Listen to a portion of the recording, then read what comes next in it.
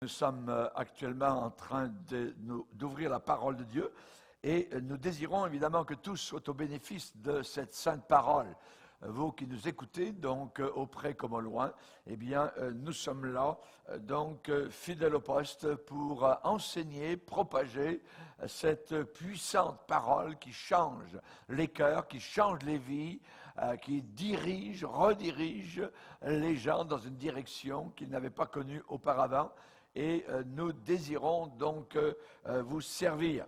Voilà, donc nous allons aller aujourd'hui dans les livres de l'Ancien Testament, dans les livres historiques, et nous savons que ces choses ont été écrites pour notre instruction, à nous qui sommes parvenus à la fin des siècles. Donc il y a beaucoup de choses dans l'Ancien Testament, du côté historique, qui se sont passées, mais qui sont consignées là, dans les Écritures, afin que nous puissions comprendre certaines leçons que nous avons besoin d'apprendre actuellement. Et j'ai intitulé ce message « Tu faisais tout mon plaisir ». Tu faisais tout mon plaisir. Nous aimerions que le Seigneur Jésus dise cela de chacun d'entre nous, mais nous savons particulièrement que c'est Jonathan et David qui ont eu entre deux une amitié étroite et pure et propre qui est un symbole de l'amitié que Jésus porte envers chacun d'entre nous. Nous allons, si vous voulez bien, lire un passage de la parole de Dieu dans 1 Samuel chapitre 18, 1 Samuel chapitre 18, et nous allons lire à partir du verset 1er. David avait achevé de parler à Saül, et dès lors, l'âme de Jonathan fut attachée, notez le verbe, son âme attachée à l'âme de David. Et Jonathan l'aima comme son âme. Ce même jour, Saül, donc le père de Jonathan, Saül, le roi, retint David, c'est juste après donc la victoire contre Goliath. Donc Saül retient David au palais royal et ne le laissa pas retourner dans la maison de son père. Jonathan, donc fils du roi, fit alliance avec David parce qu'il l'aimait comme son âme.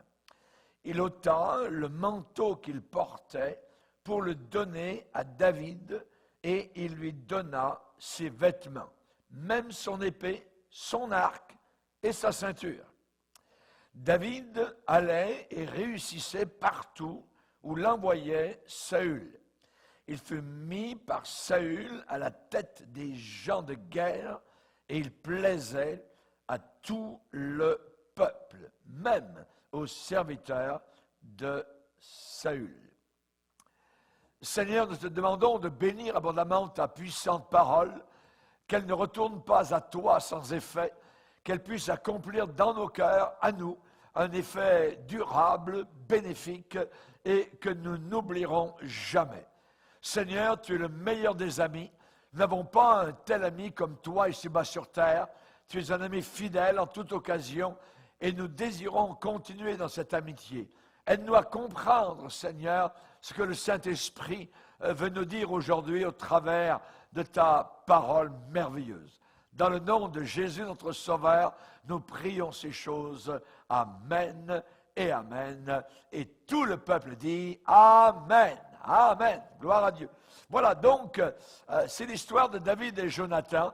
Une histoire merveilleuse, peut-être que vous n'avez jamais lue au travers des Écritures, mais c'est une histoire vraiment, je dirais, préfigurative de l'amitié que Jésus porte envers ses enfants. Et je suis particulièrement fasciné par les épitaphes. J'aime entrer dans des cimetières, surtout les vieux cimetières où les ronds sont poussés sur les pierres tombales, et là de lire sur certaines pierres tombales couchées, penchées, parfois qui ont été renversées par le temps, les intempéries, de lire certaines épitaphes, ce qui a été écrit C'est certain qu'il y a la date parfois de naissance, ainsi qu'on peut lire la date de décès, et parfois quelques mots sont ajoutés pour décrire la personne donc, qui a été enterrée dans ce lieu. Ce sont généralement des amis qui ont été laissés derrière, qui inscrivent donc certains mots décrivant la personne morte, la personne décédée. On sait particulièrement que l'apôtre Paul, lui, avait beaucoup d'amis. Il a donné certaines épitaphes, je dirais, à son groupe d'amitié. Et j'aimerais en lire quelques-unes donc avec vous aujourd'hui. Par exemple, dans Romains 16, eh bien, Paul parle de Prisca et Aquilas en disant « Ils ont exposé leur tête pour sauver ma vie ». Merveilleuse épitaphe, donc, ils ont sauvé donc l'apôtre Paul au risque de leur vie. Ils ont exposé leur tête pour sauver ma vie. Saluer Épaïnette. Épaïnette, vous avez peut-être jamais entendu parler de Épaïnette. Épaïnette, eh bien, Paul dit de lui, mon bien-aimé qui a été pour Christ les prémices de l'Asie. Ensuite, une femme, et on dit d'elle, elle a pris beaucoup de peine pour vous. D'autres, Andronicus et Junias, mes parrains, mes compagnons de captivité. Ensuite, on a Amplias, mon bien-aimé dans le Seigneur. Urbain, notre compagnon d'œuvre en Christ. Stakis. Est-ce que vous avez déjà appelé votre enfant Stakis? Voyez, bien, c'était un chrétien du 1er siècle. Et là, pour épitaphe, eh bien, Paul va dire Stakis, mon bien-aimé. Apelles, hein, Paul va dire qui est éprouvé en Christ.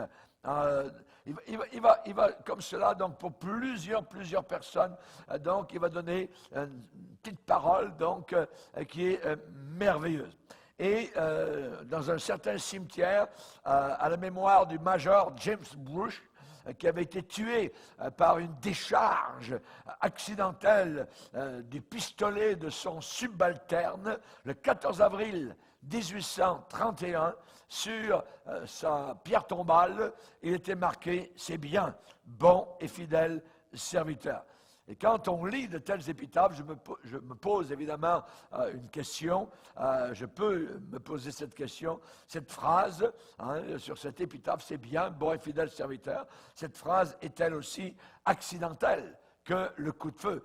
Non, je pense que ce n'était pas accidentel, c'est quelque chose qui a été, je dirais, homologué, je dirais, au travers des années, au travers d'un témoignage qui a été apporté par, justement, ce major James Bruce. Une autre épitaphe, donc, qui a été écrite par David en apprenant la mort, je dirais, sur un champ de bataille de son plus cher ami, eh bien, Jonathan, le fils du roi, a été tué. Et cela a amené une tristesse considérable dans le cœur de David, une tristesse profonde, accablante, écrasante. Et David a écrit, donc a pris son crayon et a écrit une certaine épitaphe. Et il a dit, comment des héros sont-ils tombés au milieu du combat? Comment Jonathan a-t-il succombé sur tes collines? Donc on voit que David a écrit évidemment cette épitaphe en posant la question, mais comment une telle chose a-t-elle pu donc se produire? Alors, je dirais que le plus grand trésor que ce monde peut donner, à part de notre relation évidemment avec le Seigneur Jésus, eh bien ce sont des amis véritables. Des amis véritables sont des véritables cadeaux donc du ciel. Je ne parle pas ici d'une connaissance à peu près, une connaissance ici et là de quelqu'un de passage. Non. Je parle d'un ami qui vous est encore cher après de nombreuses années. Et je pourrais vous dire que vous pouvez les compter quasiment sur les doigts d'une seule main. Ils sont très, très peu nombreux. Et on sait que le plus grand ami donc de David, c'était Jonathan.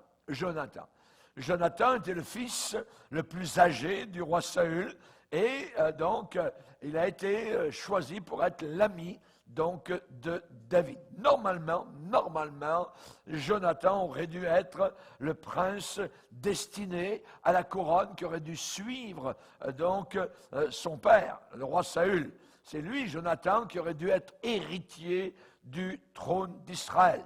On sait que du côté de Jonathan, il n'y a eu aucune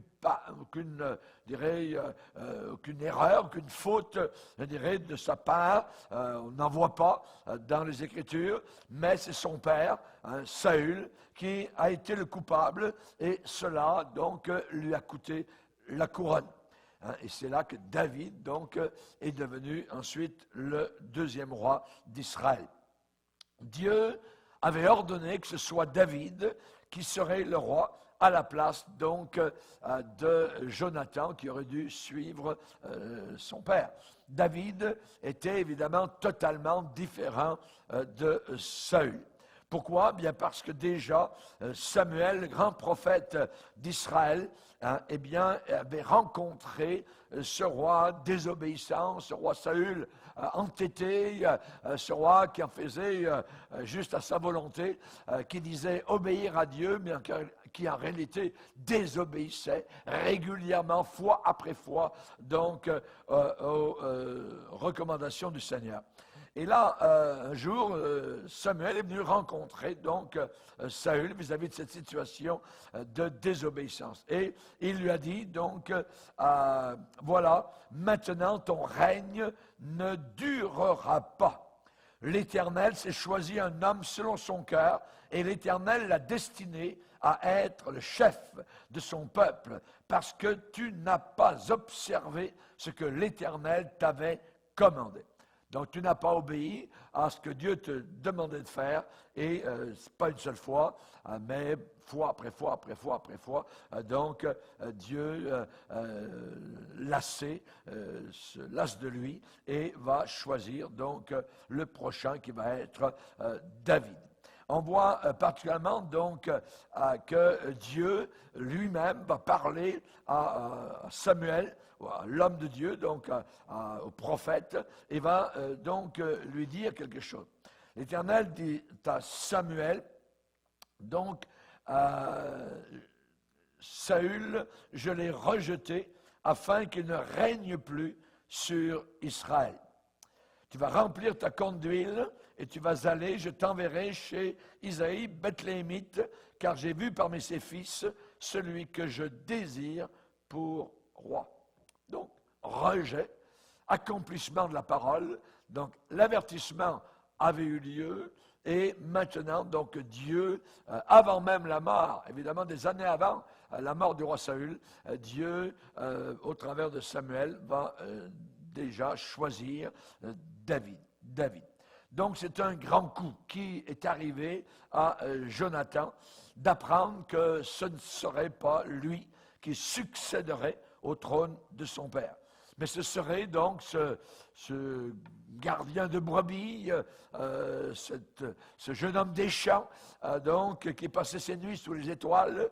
Ce serait cet intrus, ce garçon de ferme, David, qui serait roi à sa place. Et vous savez, l'histoire humaine est remplie de gens qui allaient devenir rois et qui ont pris les choses en main et ont laissé derrière eux des traces de sang et de mort. Mais pas Jonathan. Nous n'avons pas le moindre indice dans la parole de Dieu que Jonathan ait eu une mauvaise parole envers David. Jonathan, au contraire, a été le supporter en chef du fils donc de Jessé, de David. Ça a été son supporter. Et ça a été vraiment Jonathan qui tout le temps a pris soin de David, l'a protégé. Et ce n'est pas que Jonathan n'était pas du tout qualifié pour devenir roi. Après David, Jonathan était le meilleur dans tout le pays. et ses exploits militaires particuliers à Gibéa, à Micmash, eh bien, étaient devenus parmi le peuple des légendes vivantes. Sans presque rien avoir en main, eh bien, on voit que Jonathan a mis en déroute des armées de Philistins dans une bataille. Jonathan est devenu un héros, un favori donc du peuple d'Israël. Les gens l'aimaient. Les gens aimaient Jonathan. Et jusqu'à l'épisode donc de la confrontation de David et Goliath, eh bien, Jonathan était encore le héros numéro 1 de tout le pays d'Israël. Un beau jour, et vous le savez, David a tué Goliath, et David, le jeune berger, a été emmené dans les quartiers généraux du roi Saül. Et c'est là pour la première fois, pour la toute première fois, que David a rencontré le fils de Saül, Jonathan. Et il est dit, et c'est ce qui est intéressant, c'est ce que nous avons lu au départ, il est dit, dès là, l'âme de Jonathan fut attachée à l'âme de David. Et Jonathan l'aima comme son âme. Ici, nous avons quelque chose de formidable, c'est qu'il y a un attachement pur, propre, saint, d'une amitié inaltérable entre ces deux garçons. Entre David, donc le tueur de Goliath, et Jonathan, qui lui aussi donc avait gagné déjà des victoires sur les Philistins. Et on sait que déjà le roi, donc père de Jonathan, Saül, a dans son cœur des racines mauvaises, d'amertume, de jalousie. Saül a des soupçons, donc déjà dans son cœur. Et on sait qu'il a entendu, comme tout le monde, les applaudissements donc du peuple par rapport à David revenant du champ de bataille où il a tué Goliath. Saül a entendu évidemment les femmes qui chantaient, qui dansaient. Donc lorsque la bataille contre Goliath a été terminée, et voilà que le roi Saül a dans son cœur de l'amertume. Il a une frustration, il a donc une jalousie, et au fond de son cœur, il se dit, ce petit gars-là, il a du toupet, il a du culot, il ne lui manque plus maintenant que ma royauté, mon trône. Et c'est ce que la Bible déclare. Lorsque il est dit que les gens revenaient lors du retour de David, après qu'il eut tué le Philistin, Goliath, les femmes sortirent de toutes les villes d'Israël au devant du roi Saül, en chantant et en dansant au son des tambourins et des triangles et en poussant des cris de joie. Les femmes qui chantaient se répondaient les unes aux autres et disaient « Saül a frappé ses 1000 et David ses 10 000 ». Et Saül fut très en colère. Saül fut très irrité, et la Bible dit, dans 1 Samuel 18, verset 8, cela lui déplut. Et il dit, ou il se dit au fond de son cœur, on en donne 10 000 à David, et c'est à moi que l'on donne les 1000, et il ne lui manque plus que la royauté. Et Saül regarda David d'un mauvais œil à partir de ce jour et dans la suite. David est devenu donc un héros aux yeux des gens. Et le cœur du roi est rempli maintenant de jalousie malsaine. Mais pas avec Jonathan. Avec Jonathan, ce n'est pas du tout pareil. Même si ça aurait été à son avantage que David ne soit pas né, même si, je dirais, sa propre popularité à Jonathan a été comme éclipsée par celle de David, eh bien, cependant, Jonathan a toujours eu un très grand respect pour ce jeune berger et évidemment, donc, il l'a, je dirais, respecté et il a aimé son courage. Ce que nous allons voir aujourd'hui, c'est que Jonathan n'avait absolument rien à gagner à être l'ami de David, sauf peut-être l'immortalité. mais ils ne le savaient pas à cette époque. Mais ce que nous voyons au travers de cette histoire merveilleuse et réelle, fait vécu dans la Bible, eh bien, c'est que cet amour entre les deux jeunes gens, cette amitié formidable, profonde, eh bien, elle venait aussi, non seulement de Jonathan, mais venait aussi, donc, par retour du cœur de David. Et on sait que David avait plus de valeur aux yeux de Jonathan que les acclamations de l'armée, que les chants des femmes, que les danses des femmes, que le trône d'Israël. J'appelle ça de l'amitié solide. J'appelle ça de l'amitié béton. Vous voyez, c'est du solide. Aimeriez-vous avoir un ami comme Jonathan? Aimeriez-vous avoir un ami comme cela? Eh bien, la Bible dit qu'il existe un tel ami qui est plus proche qu'un frère. Un frère peut être proche, mais il existe un certain ami qui est encore plus proche qu'un frère. Qui est-ce donc? Personne d'autre que le Seigneur Jésus lui-même. Et nous avons des similarités donc de son amour, l'amour de Jésus, qui est exprimé envers nous. Et c'est tellement, tellement similaire donc à l'amour de Jonathan et David que c'est bien plus qu'une simple coïncidence. Nous avons là un symbole, une préfiguration donc de l'amour de Jésus envers chacun de nous. Jonathan, dont le mot commence avec J, comme Jésus, Jonathan donc est un type, un symbole de Jésus. Une préfiguration. Il est comme un précurseur du Messie. Et en étudiant donc Jonathan, le fils de Saül, eh bien, nous observons des traits, un caractère, je dirais, en filigrane, le caractère du Fils de Dieu. Et ces traits caractériels sont incorporés en lui. Nous apprenons donc, je dirais, bien plus sur notre relation, donc bénie avec Jésus, en étudiant l'amitié de Jonathan avec David. Jonathan et David. Jésus et nous. Et nous avons là, je dirais, quelque chose de formidable. On va y plonger, je dirais, nos regards. Jonathan aimait tellement David qu'il a fait quelque chose. Qu'il a agi. Vous savez, les amis qui disent oh, « je suis ton ami, et puis qui ne font rien. Ouais. Moi, je connais quelqu'un qui, il y a plus de 30 ans, qui était pasteur, et qui donc a dit Raymond, tu sais, moi, je ne veux plus te voir, je ne veux plus t'inviter. Il était pasteur, mais auparavant, il m'invitait beaucoup dans son église. Un jour, il a dit non, ça ne marche plus. Donc, il ne m'a plus invité.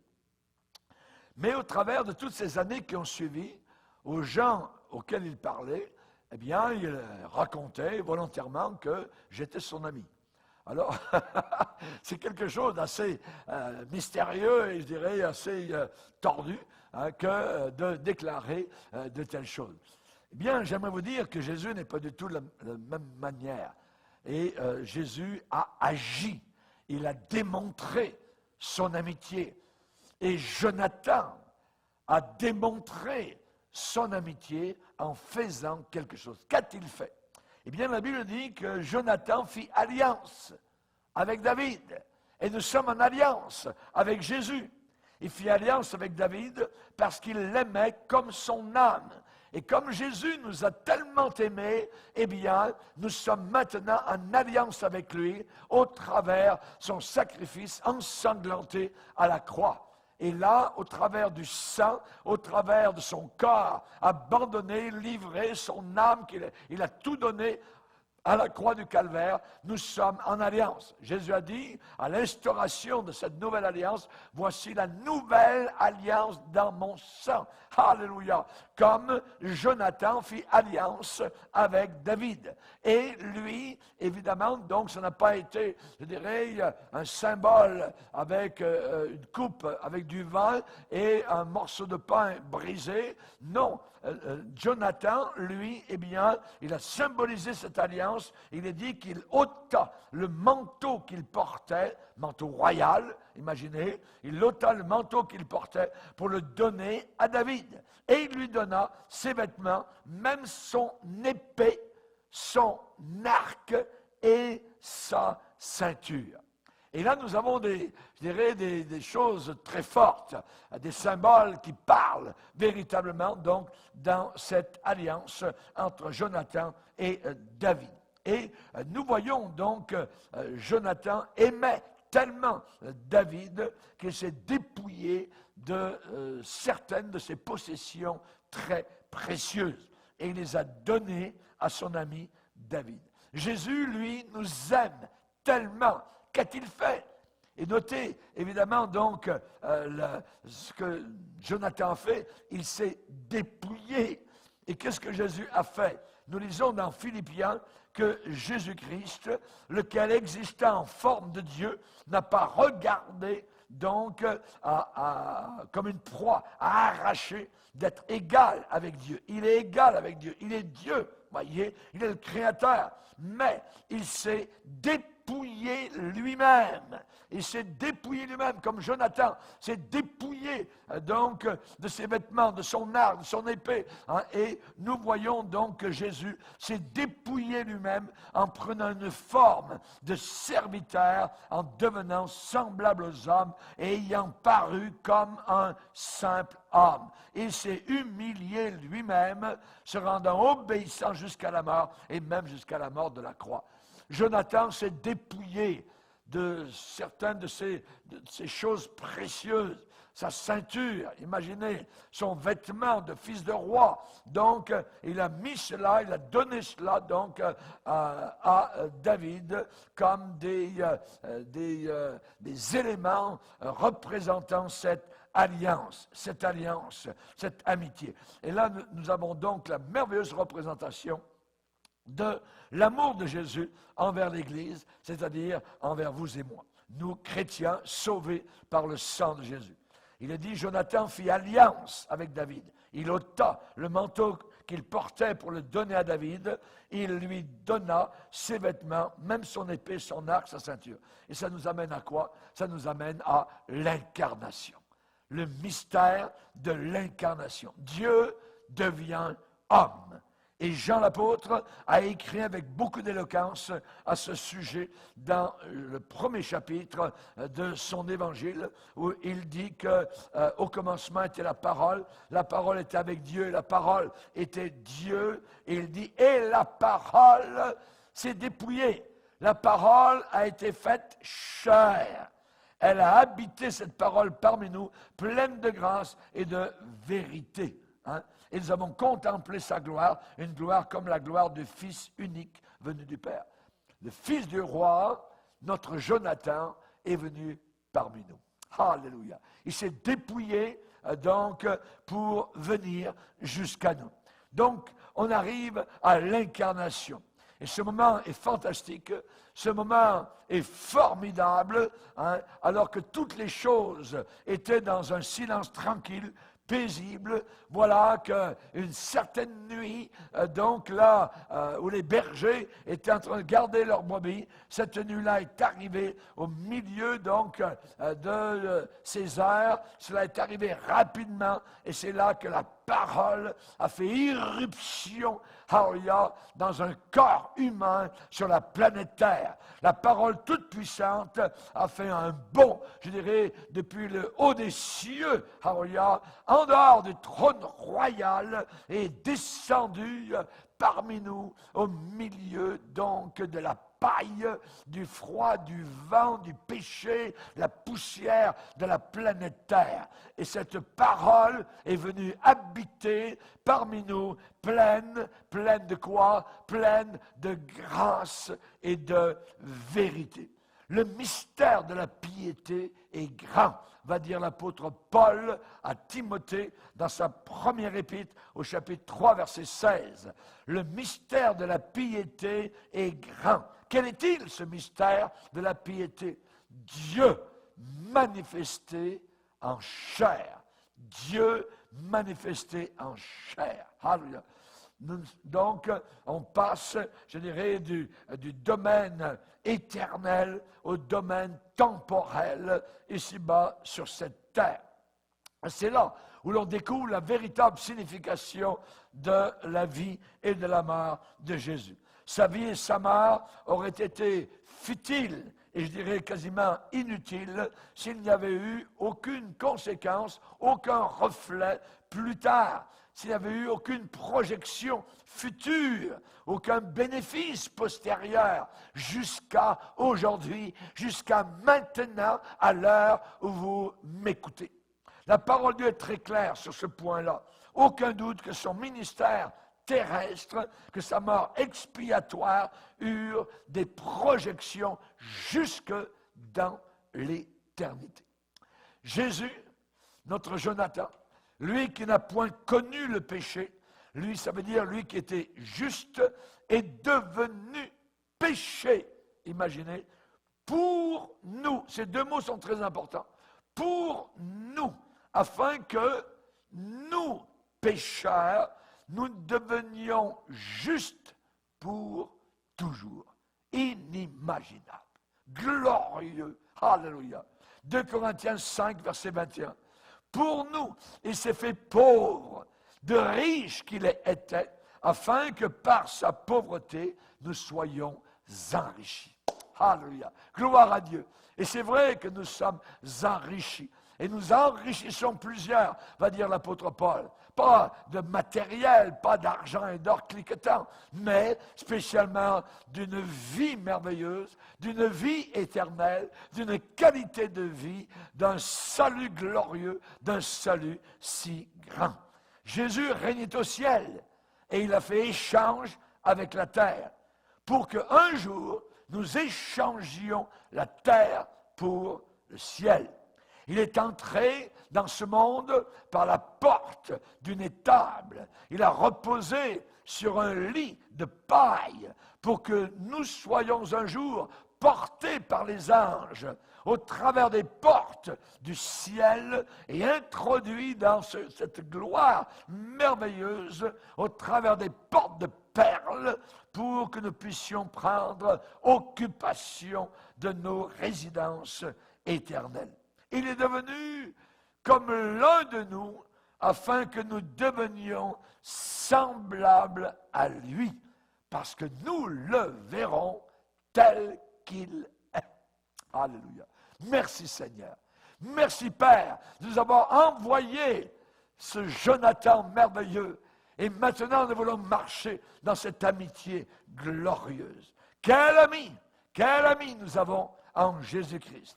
Un ami fidèle, un ami tendre, toujours prêt à nous entendre, toujours prêt à nous comprendre, toujours prêt à nous défendre, toujours prêt à nous apprendre à vaincre en comptant sur lui. Alléluia.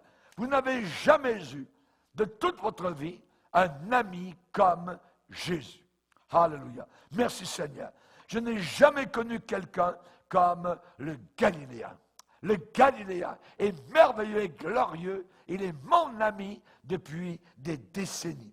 Pas étonnant que mon cœur se déchire chaque fois que j'entends son nom être roulé dans la boue, chaque fois que j'entends son nom être blasphémé, chaque fois que j'entends son nom servir de malédiction habituelle et commune par des blasphèmes. C'est douloureux pour quelqu'un qui aime cet ami. C'est douloureux quand les hommes injurient son nom béni.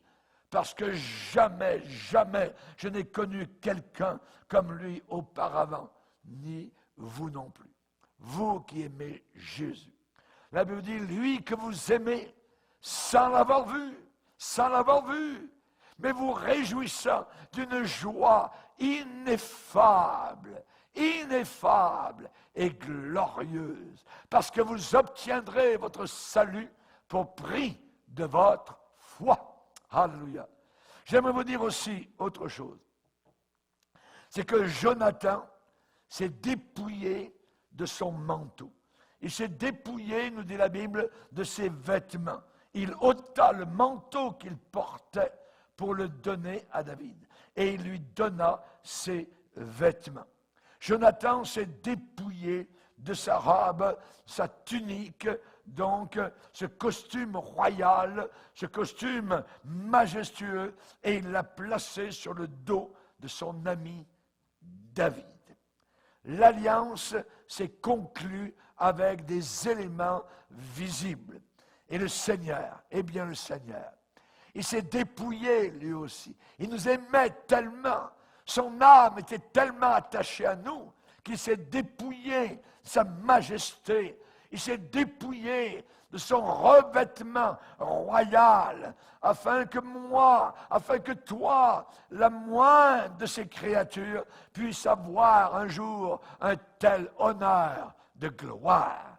Père, un jour a prié Jésus, Père, je veux que là où je suis, ceux que tu m'as donnés soient aussi avec moi, afin qu'ils voient ma gloire, la gloire que j'avais avec toi dès le commencement de la planète, du monde. Seigneur, je veux qu'ils soient avec moi. Je veux qu'ils voient ma gloire. Combien il nous aime. Et pensez-vous que cette prière, la prière du Fils de Dieu, sera répondue? Toutes les prières de Jésus sont répondues. Même celle qu'il a placée sur la croix du Calvaire, qui est sortie de sa bouche fendue, sa bouche ensanglantée. Père, pardonne-leur, car ils ne savent pas ce qu'ils font. Pensez-vous que le Père répond à cette prière? Certainement, certainement. Ah, chers amis, venez vers Jésus aujourd'hui. Venez vers cet ami. Il ne vous veut aucun mal. Il ne vous veut que du bien. C'est Satan qui vous veut du mal. C'est Satan qui vous veut en enfer. C'est Satan qui vous veut déchirer, tourmenter pour l'éternité. Viens vers Jésus. C'est lui ton véritable Jonathan, ton véritable ami. Alléluia. Revêtez-vous de Christ, nous dit les épîtres de Paul. Se revêtir du Seigneur Jésus-Christ. Nous avons dans le psaume 45 déjà comme à l'avance une vision formidable de l'Église dans le ciel, alors qu'elle sera à côté de son époux céleste. Et là, il est dit, toute resplendissante, et la fille du roi dans l'intérieur du palais, elle porte un vêtement tissé d'or. Elle porte un vêtement tissé d'or. Merci, merci Jésus pour ce vêtement tissé avec des brins, pas dorés uniquement, mais d'or. Alléluia. Pourquoi? Parce que notre justice ne vient pas de nous, mais elle vient de la divinité, symbolisée toujours par l'or. L'or inaltérable, l'or qui ne peut pas rouiller. Alléluia. Merci Seigneur. Elle porte un vêtement. Ce vêtement, nous l'avons reçu au Calvaire. C'est la justice de Christ. C'est le vêtement de Christ qu'il a posé sur nos épaules, comme Jonathan a posé ses propres vêtements sur les épaules de David. Alléluia. Elle porte un vêtement tissé d'or. Elle est présentée au roi, vêtue de ses habits brodés. Alléluia. Merci Seigneur pour la brodure céleste. Merci Seigneur pour la brodure que tu as accomplie à la croix pour moi, pour tous ceux qui croient en toi. Mais Jésus, a dû se dépouiller. Et Jésus, comme Jonathan, a dû laisser aussi les autres le dépouiller. Rappelez-vous les soldats les soldats à la croix, ils ont dépouillé le Seigneur Jésus de son pauvre habillement et ils ont même joué à des jeux de hasard au pied de la croix directement pour obtenir ce vêtement-là. Alléluia. Merci Seigneur. Il a été dépouillé. Jésus s'est dépouillé par amour. Et dans Jean chapitre 19, on nous dit les soldats, après avoir crucifié Jésus, prirent ses vêtements et ils en firent 4 parts. Une part pour chaque soldat. Ils prirent aussi sa tunique qui était sans couture, d'un seul tissu depuis le haut jusqu'en bas. Et ils dirent entre eux, ne la déchirons pas, mais tirons au sort à qui elle sera. Et cela arriva afin que s'accomplisse cette parole de l'Écriture. Ils se sont partagés mes vêtements et ils ont tiré au sort ma tunique. De la même façon que Jonathan a donné ses vêtements à David, Jésus s'est laissé dépouiller. Sur la terre, il a été dépouillé. Les soldats l'ont dépouillé. Rappelez-vous, le Sanhédrin aussi, quelques heures auparavant, voulait le dépouiller totalement de sa divinité. On peut dire qu'ils ont essayé. Et dans l'Évangile, particulièrement de Matthieu, eh bien, nous voyons comment cela s'est passé.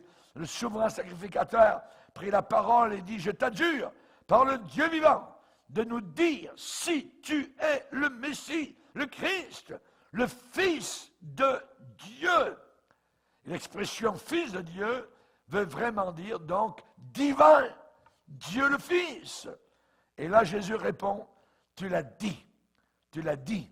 Et de plus, en plus, je vous le dis, vous verrez désormais le Fils de l'homme assis à la droite de la puissance de Dieu et venant sur les nuées du ciel. Et c'est là, évidemment, donc, le sacrificateur a dit, il a blasphémé. Il a dit un blasphème, il mérite la mort sur la croix. Imaginez. Jésus s'est laissé dépouiller totalement pour nous sauver. Même Satan voulait le dépouiller de sa divinité. Rappelez-vous dans la tentation, dans Matthieu 4, dans Luc 4, voyez, hé Jésus, si tu es le Fils de Dieu, je ne suis pas certain que vraiment tu es le Fils de Dieu. Voyez, il a voulu le faire douter même de sa divinité. Si tu es le Fils de Dieu, alors fais ceci, fais cela. Donc Satan a toujours voulu dépouiller Jésus-Christ de sa divinité. Les religions de la terre, que vous preniez l'hindouisme, le bouddhisme ou quoi que ce soit, eh bien, ne croient pas que Jésus est Dieu. Voyez, et pourtant il l'est, et pourtant il l'est. Rappelons-nous que les passants qui étaient au pied de la croix, qui passaient, puisque la croix était placée à un endroit, je dirais une croisée de chemin à l'extérieur de la ville de Jérusalem, là où les gens passaient. Et comme ça, pour les Romains, c'était un exemple. Tout le monde savait, tout le monde se le disait, donc en ville, qu'il y avait cette journée-là, crucifixion des brigands. Et là, les gens disaient en passant devant la croix de Jésus, « Hé, toi qui es cloué, si tu es le Fils de Dieu, descends !» Tu as dit que Dieu t'aidait, tu as dit que Dieu était ton secours. Alors vas-y, descends, si tu es le Fils de Dieu. Comme Satan, exactement. Et ils étaient de connivence avec l'ennemi. Que ce soit les soldats, que ce soit Satan, que ce soit le Sanhédrin, que ce soit les passants au pied de la croix, tout le monde a essayé de le dépouiller de sa divinité. Et pourtant, il avait dit, avant qu'Abraham fût, je suis. Alléluia. Avant qu'Abraham fût, je suis. Alléluia.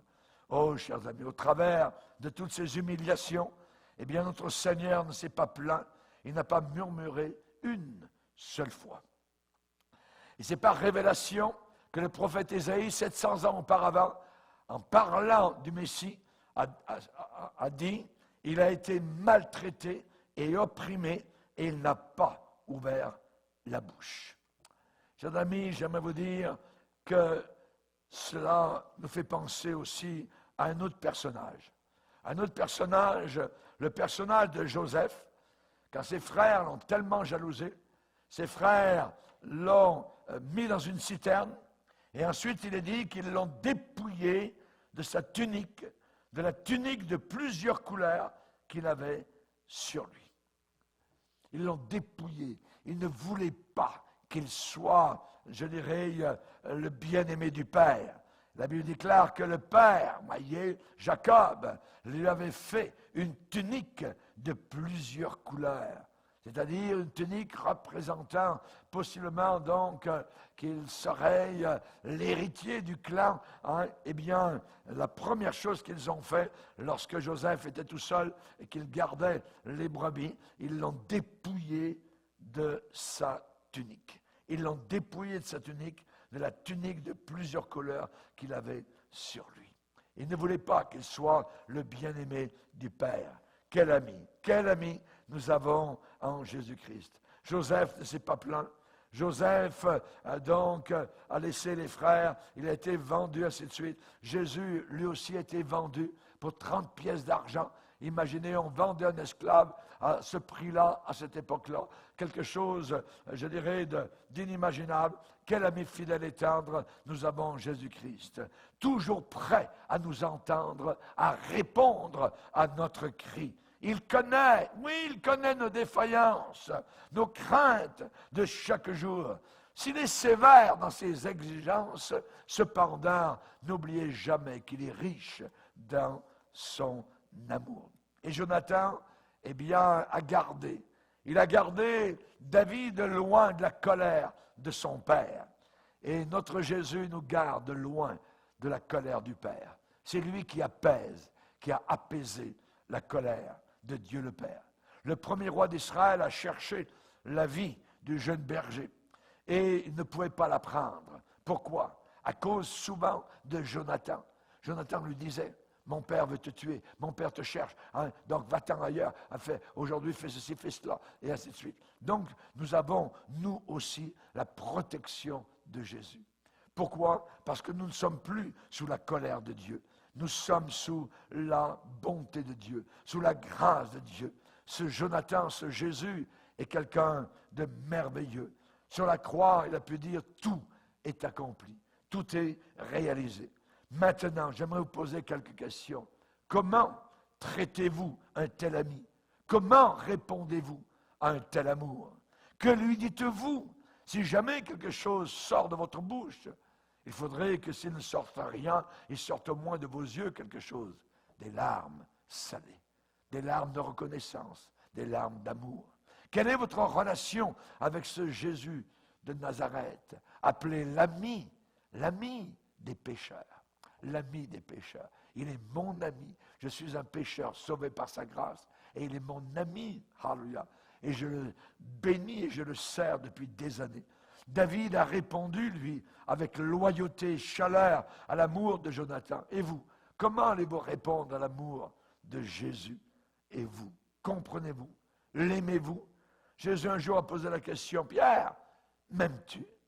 M'aimes-tu plus que ne m'aiment ceux-là? Voilà ce qu'un ami cherche. C'est un retour de cette amitié, un retour de cet amour. Baissons nos têtes et prions le Seigneur. Père Céleste, je pense que nous ne pourrons jamais vraiment comprendre un tel amour.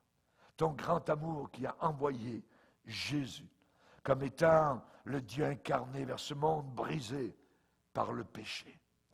Seigneur, c'est par amour que tu as accepté de venir volontairement ici-bas, sur cette terre.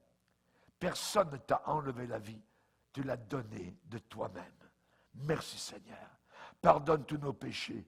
Couvre-nous de ton sang qui nous purifie, Seigneur. Aide-nous à répandre par ta grâce cet amour autour de nous. Tu nous as appelés à te servir. Il n'y a pas de plus grand appel que de servir ton nom, ton Église.